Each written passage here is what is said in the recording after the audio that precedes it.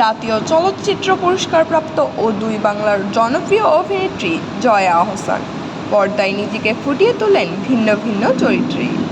কলকাতায় শুরু হলো এই অভিনেত্রীর নতুন সিনেমার শুটিং, নাম ডিয়ার মা।